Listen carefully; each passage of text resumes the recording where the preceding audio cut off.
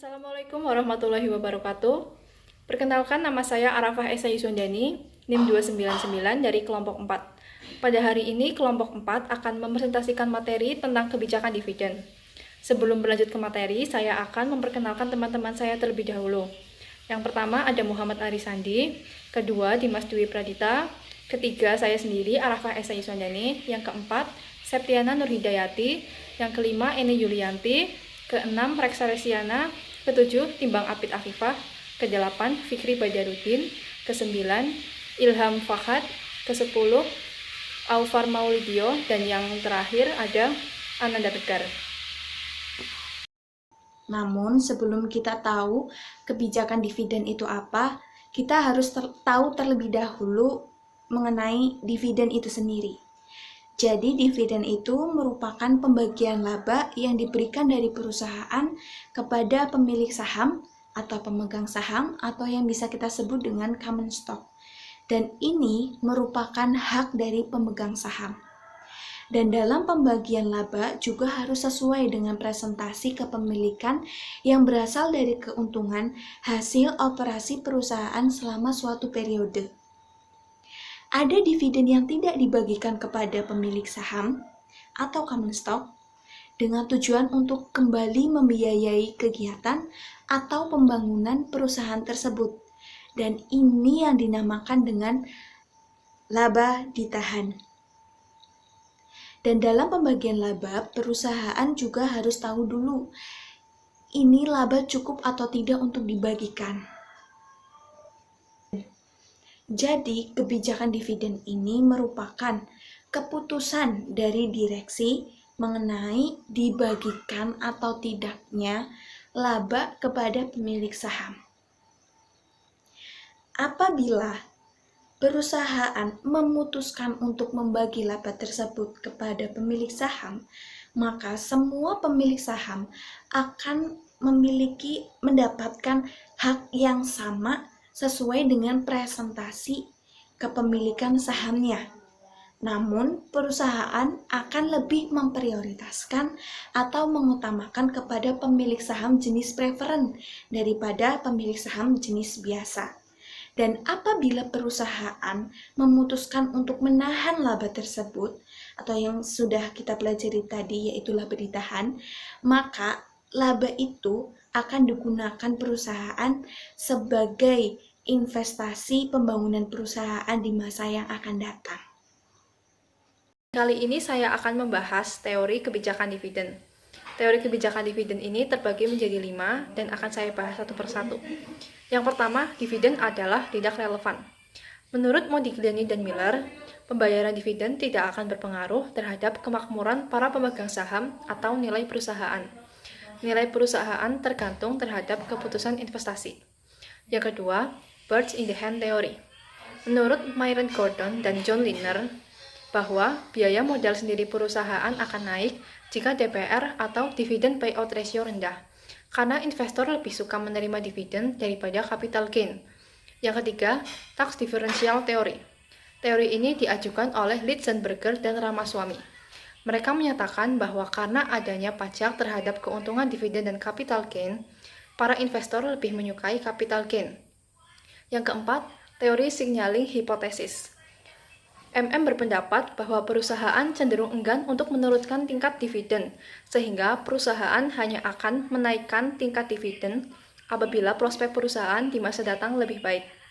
Kenaikan dividen ini oleh investor ditandai sebagai sinyal bahwa prospek perusahaan tersebut di masa datang akan lebih baik dan sebaliknya. Yang kelima, teori clientele effect. Teori ini menyatakan bahwa kelompok pemegang saham yang berbeda akan memiliki sudut pandang yang berbeda terhadap kebijakan dividen perusahaan. Selanjutnya, ada bentuk kebijakan.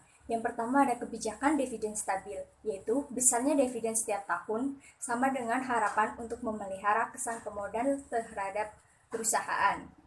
Yang kedua ada kebijakan dividen payout rasio tetap, yaitu jumlah dividen akan berubah sesuai dengan laba yang dihasilkan dengan dividen payout rasio yang tetap. Ketiga ada kebijakan kompromi. Kebijakan dividen antara stabil dan kebijakan dividen payout rasio Konstan ditambahkan presentasi tertentu pada tahun-tahun yang mampu menghasilkan laba bersih yang tinggi. Yang terakhir ada kebijakan dividen residual. Dividen hanya akan dibayar pada saat laba bersih besar. Saham yang memiliki dividen stabil lebih diminati pemodal dibandingkan saham yang dividennya didasarkan persentase tetap dari laba. Faktor-faktor yang mempengaruhi kebijakan dividen: 1. Posisi likuiditas perusahaan. 2. Kebutuhan dana untuk membayar hutang. 3. Tingkat ekspansi aktiva atau kebutuhan dana perusahaan. 4. Stabilitas laba. 5. Peraturan hukum perundang-undangan. 6. Pengendalian perusahaan. 7. Pembatasan dalam perjanjian hutang. 8. Kemampuan untuk meminjam atau berhutang. Sandi, di sini saya akan menjelaskan tentang stok dividen atau saham dividen. Stok dividen atau saham dividen adalah bagian dari laba atau profit perusahaan yang akan diberikan atau dibayarkan kepada investor atau pemegang saham atau shareholders dalam bentuk dividen. Adapun keuntungan dari stok dividen atau saham dividen, yang pertama yaitu bagi pemegang saham, yaitu jumlah saham yang dimiliki akan bertambah, dan yang kedua tidak ada pajak. Dan adapun bagi perusahaan, yang pertama yaitu perusahaan bisa menyimpan laba dan kas perusahaan. Yang kedua, struktur modal perusahaan meningkat atau lebih kuat. Yang ketiga yaitu likuiditas perdagangan saham akan meningkat. Yang keempat, kondisi keuangan tidak terganggu. Dan adapun syarat dari stok dividen atau saham dividen, yang pertama yaitu saldo laba ditahan mencukupi. Yang kedua, disetujui oleh rapat umum pemegang saham atau RUPS. Yang ketiga yaitu harga teoritis saham sesuai dengan peraturan yang ada. Split adalah pemecahan jumlah lembar saham menjadi jumlah lembar yang lebih banyak dengan menggunakan nilai nominal yang lebih rendah per lembar sahamnya secara proporsional. Jenis-jenis stock split yaitu ada dua, itu split up dan split down. Contoh split up yaitu sebelum stock split harga saham sebesar 1000, setelah stock split harga saham menjadi sebesar 500 dengan jumlah lembar beredar lebih banyak 2 kali lipat, sehingga bila Anda mempunyai saham saat 1000 sebanyak 10 lot, setelah dipecah menjadi 500, Anda mempunyai sebanyak 20 lot. Split down. Sebelum reverse stock split, harga saham sebesar 200, setelah melakukan reverse stock split, harga saham menjadi sebesar 400 dengan jumlah lembar beredar berkurang setengahnya. Sehingga bila Anda mempunyai saham saat 200 sebanyak 50 lot, setelah disatukan menjadi 400, Anda mempunyai hanya sebanyak 25 lot. Tujuan stock split yaitu menambah jumlah saham yang beredar, mempertahankan tingkat likuiditas saham, menghindari harga saham yang terlalu tinggi agar investor kecil dapat membelinya, mengubah sejumlah saham out lot menjadi round lot. Yang terakhir, memperkecil resiko yang akan terjadi. Di sini saya akan menjelaskan tentang stok repurchase atau biasa disebut dengan SR. Stok repurchase merupakan alternatif dari pembayaran dividen cash, pembelian kembali saham oleh perusahaan. Pembelian dilakukan lewat pasar sekunder. Bursa efek yang dibeli masuk ke dalam rekening treasury stok. Keuntungan pembelian saham yang pertama, penghematan pajak. Yang kedua, pengumuman merupakan sinyal positif. Yang ketiga, pembayaran dividen biasanya dilakukan dengan pola yang stabil. Yang keempat, pemegang saham mempunyai pilihan, yaitu kas saham dijual atau tidak investasi kembali saham.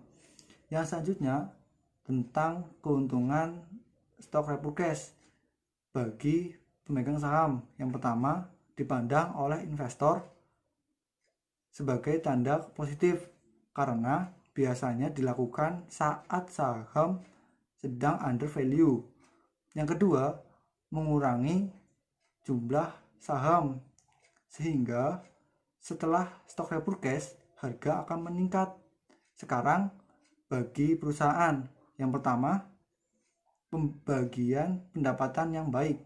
Yang kedua, bisa digunakan sebagai strategi untuk mengacau pengambil alihan perusahaan.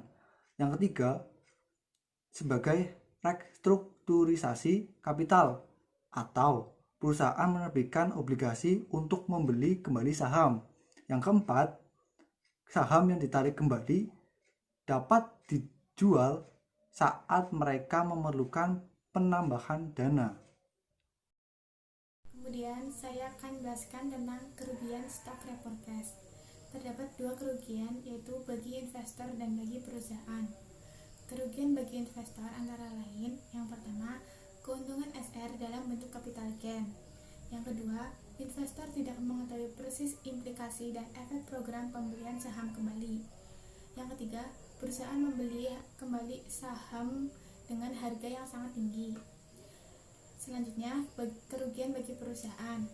Investor memandang perusahaan tidak mempunyai proyek-proyek baru yang profitable. Yang kedua, resiko perusahaan yang meningkat. Di sini saya akan menjelaskan tentang harga stok repurchase equilibrium. Harga stok repurchase pada equilibrium dapat dihitung dengan rumus sebagai berikut, yaitu dalam kurung S dikali PC dikali P sama dengan S min N, di mana P adalah harga stok repurchase equilibrium, S adalah jumlah saham beredar sebelum stok repurchase, PC adalah harga saham saat ini sebelum stok repurchase, dan N adalah jumlah lembar saham yang akan dibeli kembali oleh perusahaan. Kemudian pada contoh kasusnya, PT Soundship memiliki laba bersih setelah pajak untuk tahun 2010 sebesar 100 juta rupiah, di mana 50% dari jumlah ini akan didistribusikan kepada pemegang saham. Jumlah saham yang beredar adalah 25.000 lembar. PT Soundship dapat menggunakan dana tersebut untuk membeli kembali 2.273 lembar saham perusahaan melalui tender dengan harga Rp22.000 per lembarnya. Sebagai alternatif, perusahaan dapat membagi dividen sebesar Rp2.000 per lembar, di mana harga saham saat ini adalah Rp20.000 per lembarnya. Yang ditanyakan, harga stok repurchase pada equilibriumnya berapa? Untuk menjawab soalan kasus ini, kita dapat menentukan dana yang akan didistribusikan terlebih dahulu dengan mengkalikan laba bersih setelah pajak untuk tahun 2010, yaitu sebesar 100 juta rupiah dikalikan dengan 50% yang akan didistribusikan kepada para pemegang saham, sehingga hasilnya adalah 50 juta rupiah. Kemudian EPS sekarang kita dapat menentukan dengan membagi laba bersih setelah pajak untuk tahun 2010, yaitu sebesar 100 juta rupiah dibagi dengan jumlah saham yang beredar, yaitu 25.000 lembar, sehingga hasilnya adalah Rp4.000 per lembarnya. Kemudian kita dapat menentukan price earning ratio atau PER dengan membagi harga saham saat ini, yaitu Rp20.000 dengan hasil dari EPS sekarang, yaitu Rp4.000, sehingga hasilnya adalah 5 kali. Ini dianggap konstan. Kemudian EPS setelah stok repurchase dapat dicari dengan cara membagikan laba bersih setelah pajak tahun 2010, yaitu sebesar 100 juta rupiah dibagikan dengan jumlah saham yang beredar, yaitu 25.000 lembarnya, dengan dikurangi jumlah saham yang akan dibeli oleh PT Soundship, sehingga hasil dari EPS setelah stok repurchase menjadi Rp4.400. Kemudian ekspektasi harga saham setelah dilakukan stock repurchase adalah 5 kali, yaitu dari PER atau Price Earning Ratio dikalikan dengan EPS setelah stock repurchase, yaitu Rp4.400, sehingga hasilnya adalah Rp22.000. Kemudian kita dapat menentukan capital gain yang diharapkan, yaitu dengan cara mengurangi harga saham yang itu dibeli melalui tender dengan dikurangi dengan harga saham saat ini, yaitu Rp22.000 dikurangi dengan Rp20.000, sehingga hasilnya adalah Rp2.000.